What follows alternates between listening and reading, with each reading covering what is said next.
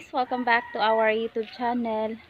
So guys, nakabalik na ako uwi na ako galing sa trabaho. So RTO na ako guys. Return to office na. Pero yun, gagawin pa rin natin ng paraan na hindi mapabayaan yung aking mga halaman. So today guys, ang dami kong order ng caladium tsaka variegated burley marks. So yun, may mga nagtatanong pa pero hindi ko alam kung may out pa akong caladium. Double check ko na lang. So yun, wala tayong yung dumpster diving kasi medyo busy na talaga pagkabalik sa office. So wala na kasi kaming work from home setup. Pero yun, gagawin ko pa rin ng paraan para at least minsan makapag dumpster dive. Pero yung halaman, hindi ko talaga siya pababayaan guys. Everyday, dadalawin ko siya dito kasi yun na talaga yung aking pinakalibangan. Then kumikita rin din ako kahit papano. So yun guys, update ko lang kayo sa aking mga halaman na mga for sale ngayong araw. So yun guys, itong burley marks na yan, na-mine na rin siya. Tapos bali dalawang paso. Ito pa guys yung isang pasong burley marks. So ano lang, halagang 70 pesos each. Minout ko na yung ating burley marks dyan. Mga stable na to guys. So kasi wala na kasi talaga akong burley marks na pang out. Mamayang hapon mag-start na ulit ako mag-propagate. So nakakatuwa talaga ang burley marks guys kasi wala talaga siyang tigil. Wala siyang tigil sa pagsasanga. Then napakaganda niyang halaman guys. Napakabilis niyang ipa-stable. So meron pa ako dito 1 leafer. Yan, ina-out ko sana siya ng 30 pesos. Kaya ito kasi guys wala pa siyang shoot. So i-double check ko mamaya kung may shoot na to. Then yung ibang mga varieties ng mga caladium ko na mine na din. So may nagtatanong pa, double check ko na lang kung meron pa akong may out dito sa aking mini garden.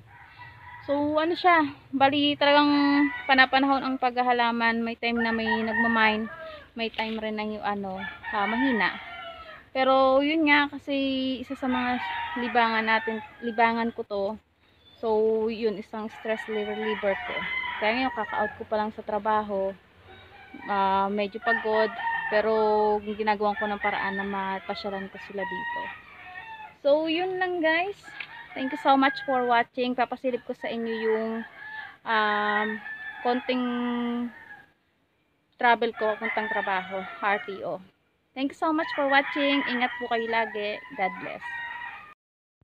So yun na nga guys, back to reality na. Wala na talaga tong bawian. So RTO na guys ang inyong nanay net. Balik na ulit ako sa opisina.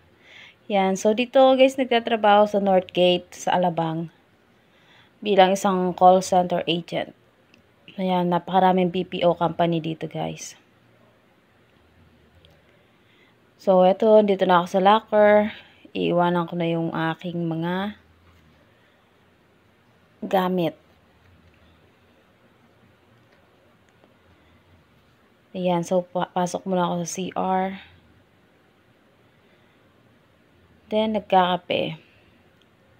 So yan guys, ito yung medyo na-miss ko, yung libreng kape. Ayan, bago ako pumasok, magkakape. Pag break time, nagkakape. Yung maliliit lang naman na baso guys. So yan maliit lang na glass. So hindi siya nakakatakot kahit maya-maya or kada break time magkakape ka. Katumbas lang naman siya ng halos isang mug sa bahay. A few moments later. So yun na nga guys, kasi today ay birthday ni Kuya James. Naggalagala muna kami sa SM. Kami ng tatay niya. So yun kasi balak namin siya. Hindi pala balak. Talagang plano naming bilhan siya ng jacket sa gusto niyang tindahan. Sa scripture. Kaya lang, unfortunately, ang scripture pala ay hindi namin alam kung wala na ba sa SM or lumipat lang sila ng pwesto. Pero hindi namin nahanap. So, yun, nag-decide na lang si Kuya James nang o-order na lang kami sa Lazada ng jacket niya. Pero pag nakakita ko ng jacket pa rin sa scripture, ayun, bibili pa rin kami. Kasi yun talaga yung niya hiningi niya sa birthday niya. Pero yun nga lang talaga nagsara or lumipat na ibang pwesto. Kasi parang naglipatan yata ng mga store dito sa loob ng SM. So yun, kumain na lang kami muna guys. Then after namin kumain, umuwi na rin kami. So yun, naggala-gala na lang muna kami. Kasi nandun na rin lang naman. Medyo matagal-tagal na rin kasi kami hindi naglilibot dito sa SM. So, eto, bago na to guys. Sa likod na siya. Marami na rin kainan dito eh.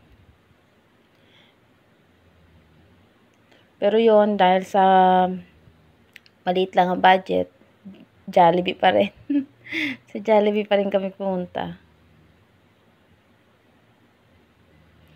So, yan, ikot-ikot lang muna. 5 minutes later. Then, after, yan. After namin magdala sa SM, yung nanay net nyo, yun, mag-sideline ulit. Yun yung mga plans na first trip out natin, papunta ng Kabuyaw. So, yun, kahit paano, meron tayong additional na income. Yun lang po, ingat po kayo lagi. Thank you, God bless.